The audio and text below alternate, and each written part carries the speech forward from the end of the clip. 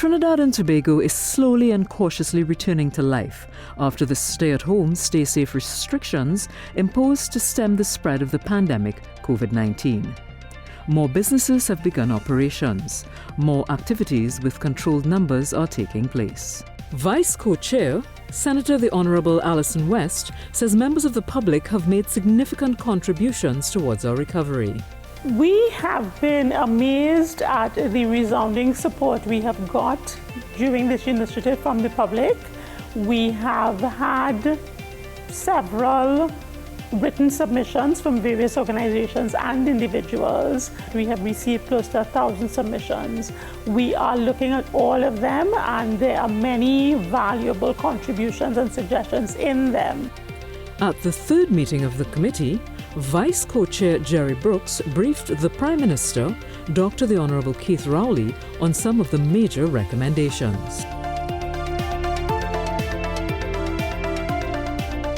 The agricultural sector is responsible for 1% of GDP and is responsible for 23,000 persons being employed.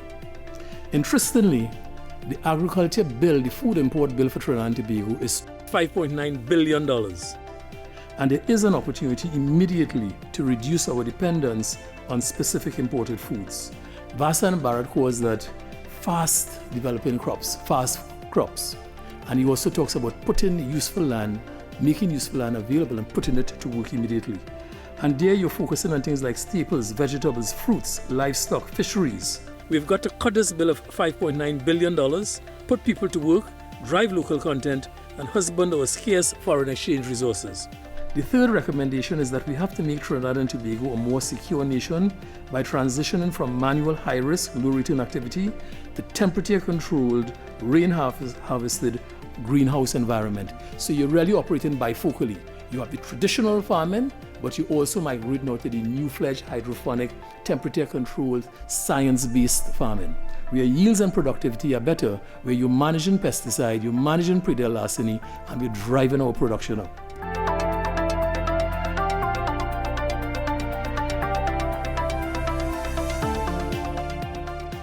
The construction sector is responsible for 5.8% of GDP. It employs 88,700 people, down from about 100,000 people 3 or 4 years ago. And it's $9.4 billion in contribution to our GDP. The construction sector is very relieved about the ability to restart all sectors, which means that we have approximately 89,000 people going back to work. The second key issue that is going to be required is to resolve the debts owed to contractors on outstanding certificates. That bill is $442.6 million, and the fiscal program to September 2018 is $3.267 billion. What we must avoid is we must avoid protestation and argument about delays, so that they put in funds, suppliers are put in funds, subcontractors are put in funds, and the chain begins to work. It's also absolutely crucial that once they have started, we must avoid the stop-start and the claims associated with demobilization that go with it and the frustration. The third area that I think we need to tee up is over $600 million in projects that are immediately available from the private sector to get to work in new projects. And then the fourth is the ease of doing business.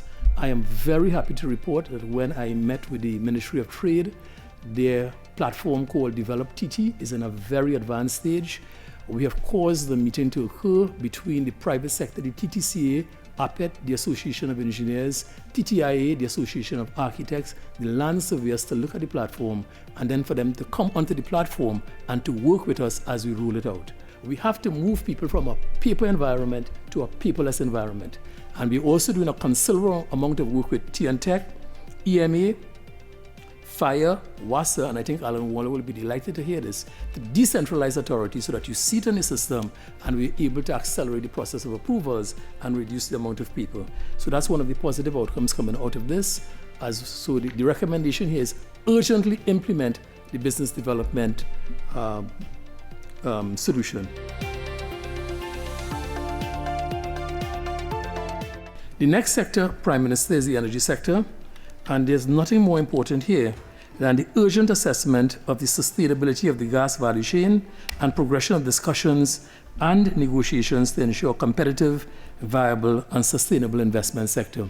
And Vince Pereira would remind us that we have to complete the gas value chain negotiations. There are several issues in here. There's the issue of the structural imbalance in demand and supply now, which is likely to recede. There are issues in terms of supply chain. There are also issues in terms of value capture and between midstream, upstream, and downstream, and there are a host of regulatory issues around this. It's not an easy issue, but I think it requires focus, because the one thing that could affect our income in the next 3 months will be how we tease out that value chain, and then how do we get plants to work again. The second area is to ensure that we stimulate activity in the sector through the maintaining of ongoing projects and the acceleration of unplanned projects. This is to support the energy services sector, because the downstream energy services sector, which is the energy services guys as opposed to the downstream, they're hurting, and we need to stimulate that chain. And finally, we have to move our sector, our energy services sector, and our energy sector outside of Trinidad and Tobago. So Guyana and Suriname provide wonderful examples, but we have a host of people who have retired from Petrotrin, and we have a host of capable companies. We have to cause them to drive outside so that we drive up our remittance income, and we also to utilize their skills. Mr. Brooks continued providing the brief to the Prime Minister on the work of the members of the sector committees.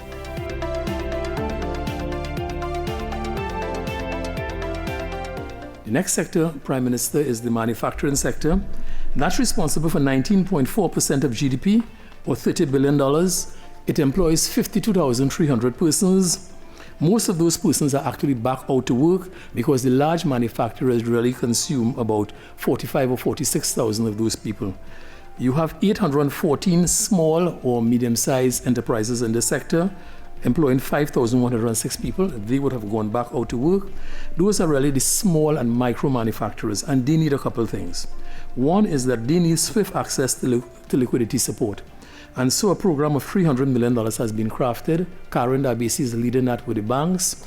There is a moratorium period. It's scheduled to occur over a 3-year period with a very low interest rate to be disbursed both by the first citizens as well as by other institutions. So the liquidity support program is something which is absolutely essential. We are also proposing as well that we provide a 75% guarantee by government. They will provide 25%. They must have skin in the game.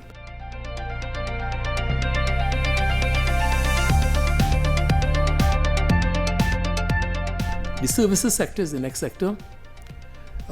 It's 42% of GDP. It's 69% of employees, and this sector perhaps is the widest in terms of spread, because it includes things like your gyms, yachting, tourism, hospitality, barbers, hairdressers, professional services. So it's a wide spectrum. And the challenge here, of course, is that given the breadth of the spectrum and given some of the intimacy of some of the services, if I'm a barber, if I'm a hairdresser, I've got to become very close to you, a dentist as well. And therefore, the provision of emergency support and grants to this sector, particularly where they are micro in nature, is absolutely important. And we recommend in here that NETCO focus on the sector. It may need to be topped up on the basis of how long these persons remain out. The third recommendation is to create an ecosystem for transformation to a digital nation, creating a G2C, government to citizen, G2D, G2G, government to government, and G2B, government to business. Those are the platforms that we see: integrated, cohesive, thoughtful, unique identity with a team reporting straight into you, Prime Minister, with clear terms of reference, phase 1, phase 2, phase 3. You know what each phase is, you know what it costs, you know what the deliverables are, and we manage it.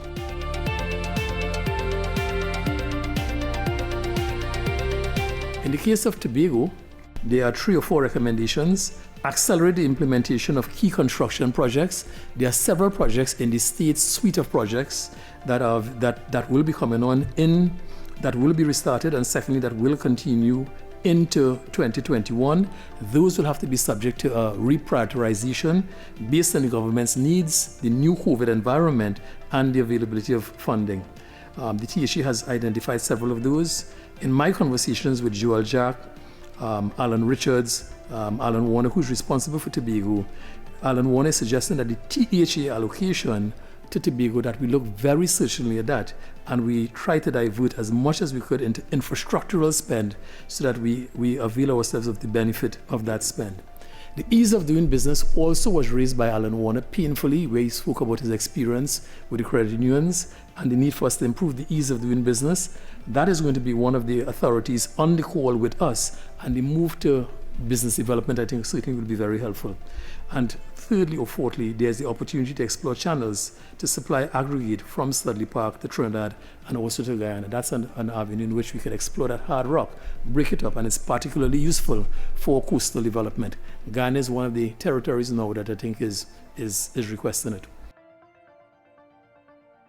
The committee is also mindful of the anticipated prolonged closure of our borders and its likely adverse impact on tourism in Tobago and Trinidad, and is crafting with the sector critical initiatives to strengthen, reposition, and build future resilience in the tourism industry.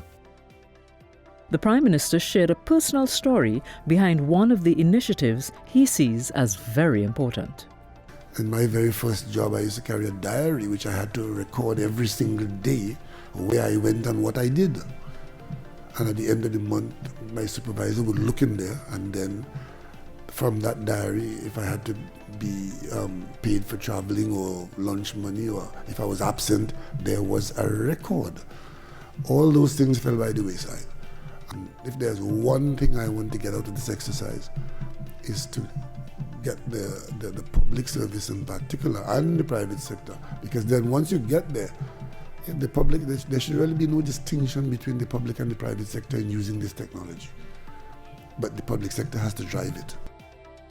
The information presented in this series reflects Phase 1 of government's roadmap to recovery, outlining emergency measures in the first 90 days to help stabilize the economy and aid recovery as quickly as possible. This was a production of the Ministry of Communications.